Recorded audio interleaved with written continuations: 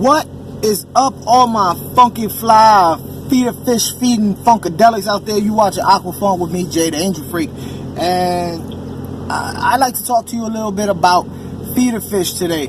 About a week ago, my daughter had got a little goldfish from a kid's birthday party that was given out as a gift to the kids and whatnot, and it was a feeder goldfish. At any rate, it's sick. It had ick, and I treated it, and it's still sick, and I personally don't think it's gonna make it. And it got me thinking about feeder fish in general, on how when I used to work at a pet store, we had guys come in. Most of the time, it was younger guys that would come in, and they had their Oscars and their big aggressive fish, and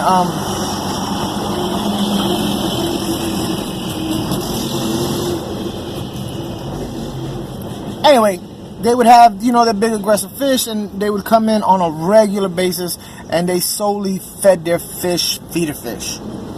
I don't know if you guys know this, but feeder fish are grown up in hatcheries for one purpose, and that's to die as food for another fish. So in order to make money on these little cheap feeder fish, they have to grow them in bulk. They need to grow them fast, so they feed them the cheapest food they can that can get them to grow as fast as possible so they can make their turnaround.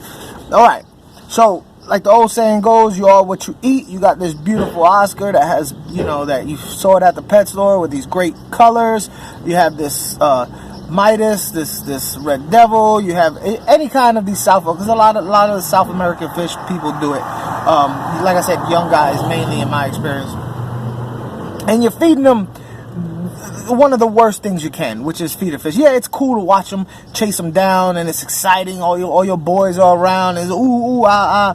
But in the long run, your fish are not getting any kind of nutrients from those feeder fish. In the wild, these fish do eat smaller fish. Yes, it is natural.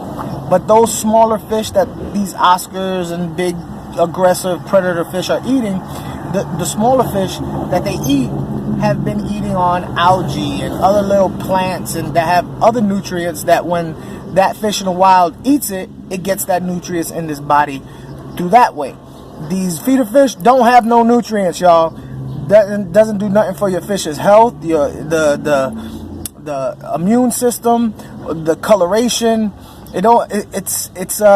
It's basically eating a whole lot of popcorn. All right, it fills them up. It's cool to watch, but to be honest with you, your fish isn't gonna benefit from this in a long term. If you do feed feeder fish, my suggestion to you is get one of those 10-gallon cheap setups, okay? And buy your feeder fish, quarantine them, put some general cure in there, and let them kind of, get better, because they also come sick from the pet stores a lot also. So, quarantine them for at least a week with some general cure, and gut load them. Gut loading is when you feed your feeder fish the food that you want your bigger fish to get. So, feed them a very, very premium diet of things that have the vitamins that your predator fish need, so that it gets it when it eats the feeder fish. That's if you do. Also, do it as a treat, y'all, because if you ever get tired of going to the pet store all the time just to buy a couple dollars worth of feeder fish, and you go, let me drop these pellets in there, they're not going to eat the pellets because they've been spoiled on feeder fish. So that's what I got for you on this episode of Everyday People. Feeder fish, but some of y'all gonna do it anyway, so at least quarantine and gut load. That's my time. Take care of yourself, take care of your family, take care of your fish.